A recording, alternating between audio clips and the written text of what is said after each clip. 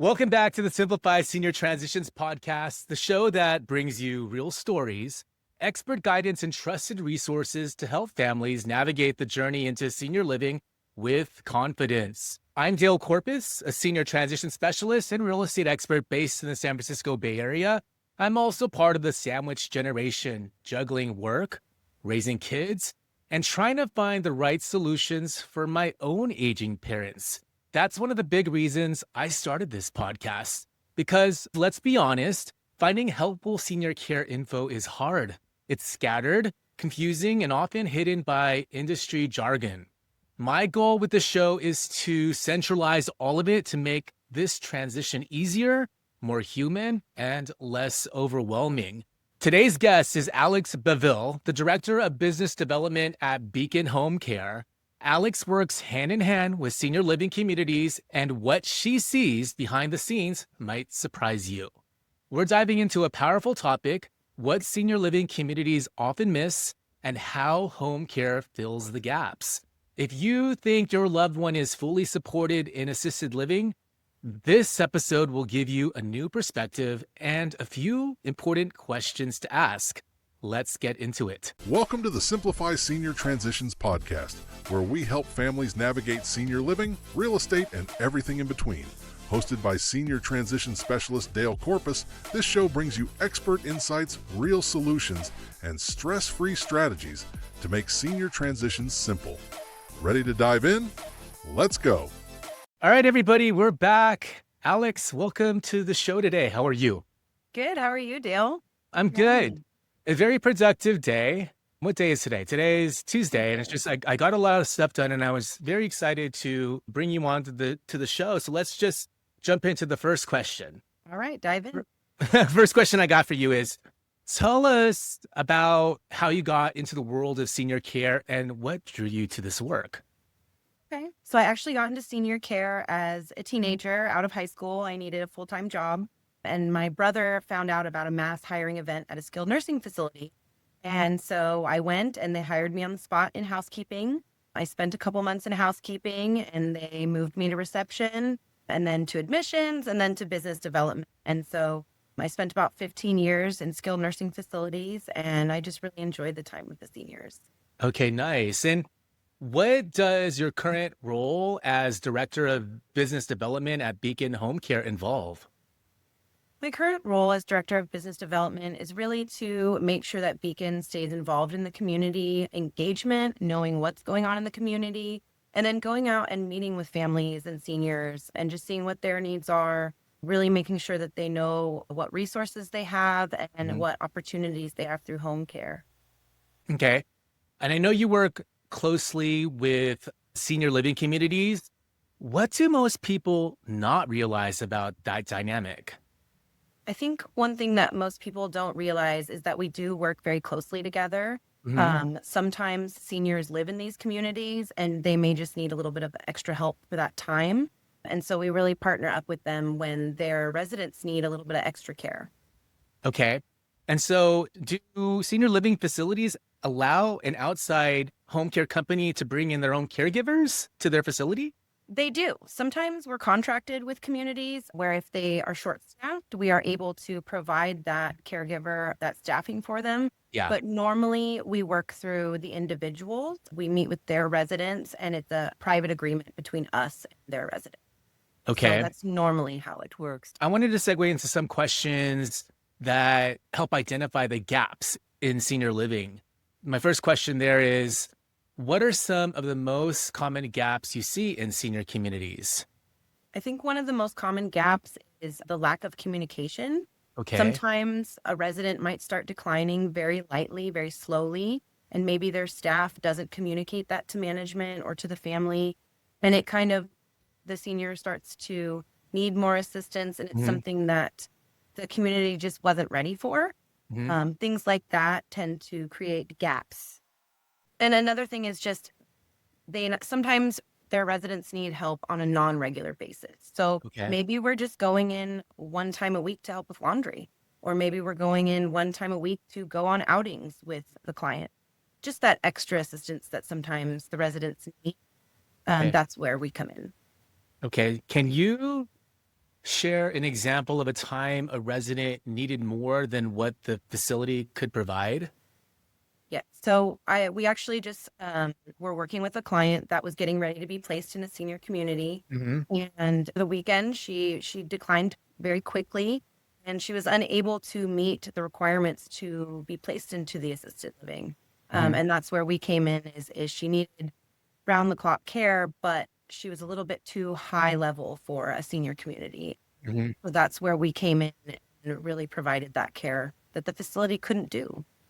Now, when you talk about care, what does this care entail? What kinds of activities, what kinds of things are you helping her with? Well, with this client specifically, we're helping with light meal prep, light Yeah. housekeeping. We're helping with basic ADLs, activities Yeah. of daily living. So help going to the bathroom, help getting dressed, things like that are the main things we're providing for this specific client. Okay. I'm curious, why do these gaps even exist, even in the nicest, highest rated communities?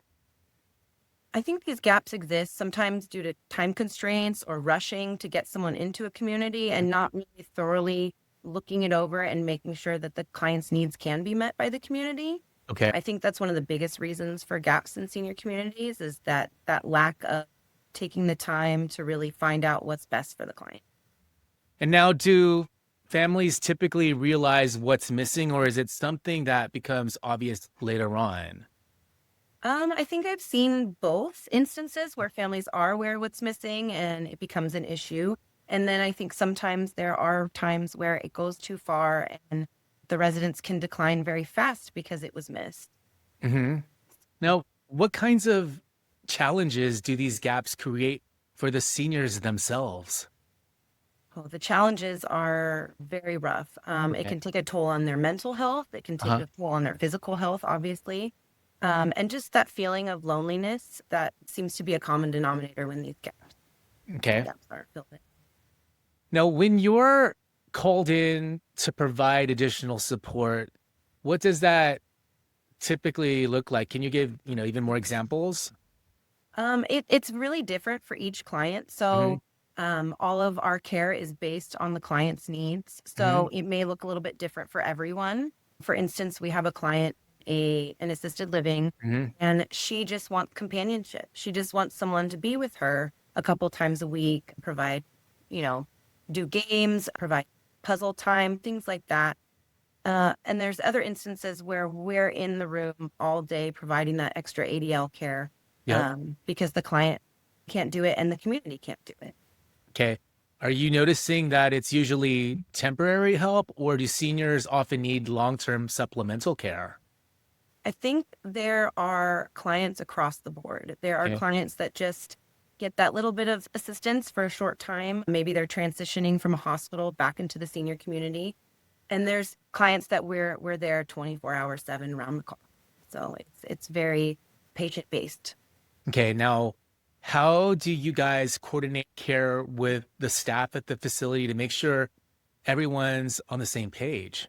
Generally, we have a set schedule and the community has that schedule in their file. So they know when our caregivers are supposed to be there, when they're supposed to leave. But most of our agreement is actually with the resident themselves. So Okay. we just provide a schedule to the community and communicate. Okay. Are there ever tensions between your caregivers and the facility staff, or is it usually collaborative? For the most part, I haven't seen any tension. We're providing extra support for one of their residents. So really, we're helping the community too. We're providing them extra support for their resident when they might not have the time to do that because they have so many residents. Okay. Another related question is, what services are families often surprised to learn your team can provide inside a senior community? I think families are surprised that we can provide home care in a community at all. It seems like it would be kind of counteracting with their caregivers and our caregivers. So I think a lot are surprised to know that we can come work alongside the senior community and help their caregivers out as well. Okay, now when we're talking about senior communities, though, the term, are we talking about even, SNFs, even like memory care centers and just regular assisted living? Is it all of the above, or is it just certain ones? All of the above. We Even can provide care, hospitals? all of And them. even hospitals too? I believe so. I don't think we've ever gotten a request from a hospital. Uh, So I would have to actually check. yeah. But I don't think at a hospital with high level of acuity, they need us as much, but we can go into board and cares, skilled nursing facilities, memory care, like I said, across the board. Okay. Now, you said that in a past conversation with me, you said that caregivers often act as extra eyes and ears. Can you expand on that? So sometimes, as family members, we've got a lot going on. We have our own children, our own jobs, communities, they have other residents to take care of, management, they've got their things to do. And so getting a caregiver in there provides those extra eyes and ears because they're there daily, they're there often. They see what's normal for the resident and they see what's not normal for the resident. So it's easier for them to kind of notice a shift, Okay. whereas people that aren't really there may not notice subtle changes in the resident. Okay. I got it. Now, what signs do your caregivers look for to catch issues early before they escalate? Big things that caregivers look for. Maybe a client goes for a walk every day and Hmm. 3 days in a row they don't want to walk. Or maybe they're eating a little bit less over a short period of time. Or maybe they're just kind of in a bad mood for a few days. Maybe they're experiencing some depression or loneliness. So we try to look for anything outside of the normal routine for the resident. Okay. Now, can you share a story where a caregiver caught something critical that might have been missed? So we had a client who was also receiving some home health care services. Mhm. We do not do wound care, but this client did have a bed sore. And the Mhm. caregiver daily was noticing it getting bigger. And so Yeah. she was able to relay that to us in management. And we were able to work with home health and the family to make sure that they kept an eye on it and continued to heal his wound. Okay. Got it. Now, how do you communicate concerns with family members or the care team at the facility? Usually by phone or email. We're very, very big on transparency and Mhm. communication. So we try to meet the family and the community wherever they're at. If they prefer email, if they prefer phone calls, text, really whatever's best for everyone. We just want to Mhm. make sure that the client's taken care of. Mhm. What questions should families ask before moving into a senior living community? There are so many questions you could ask for moving into a senior community. I think one of the biggest ones is families should ask a ratio of caregivers to residents Okay. and really ask what they have in place to monitor the resident care over time. Like, again, those gaps happen. And so knowing that a community has something in place to make sure that they are watching those gaps, Hmm. that's very important. Hmm. What are signs that a loved one may need extra support, even if they're already in assisted living?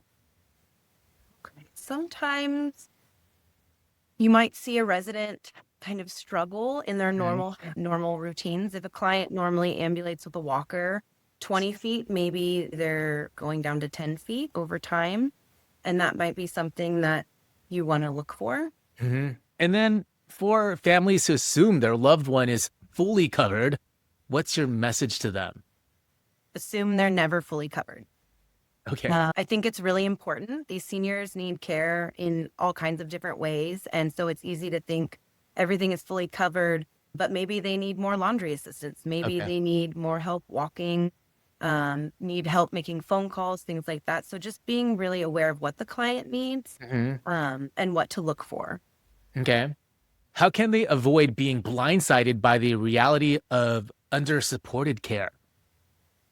I think just being honest with ourselves and knowing that we all are going to decline someday and being aware of that just really makes you able to look at everything fully and be prepared and do your research and really look into the different things that we need as we age.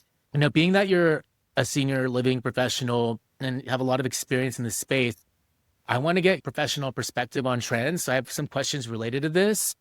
What are some trends you're seeing in how senior living and home care are working together? I'm seeing a trend. Residents seem to be a little bit more high level, Hmm. needing a little bit higher care. And it looks like communities weren't really ready for that trend. And so a lot of communities are calling in home care agencies to help provide that extra care while they kind of work on all their back end planning and their regulations and things like that. They call us in so that the client's covered as well as the community's covered. Okay. Are more facilities welcoming home care agencies than they have potentially in the past? I think so. I think because of the high level of needs of the residents that are coming into these communities, the communities need support just as a family would. Okay. So I think they are more open to working with us. Okay. How about technology? How is technology helping bridge some of these care gaps? I think technology is helping care gaps only with the software that we can use across the board. Hmm. We can communicate with the communities, with the hospitals, with the facilities, with the families, all via technology. And that really helps us make sure that everyone is on the same page and opens that communication for everyone for the better of the resident. Uh-huh. Now, what are you most excited about in the evolution of senior care collaboration? I'm most excited to see that there are people coming together, agencies of the same kind or of different kind, coming together for the seniors. I've seen a lot of gaps in the past. A lot of people wanted to make those sales and bring those residents. And I think everyone's starting to realize that we have to work together for the seniors. Okay. Now, what's the most rewarding experience you've had working in this space? The most rewarding experience I've had was a young couple in their 50s. Hmm. The husband was on hospice and it was very sad.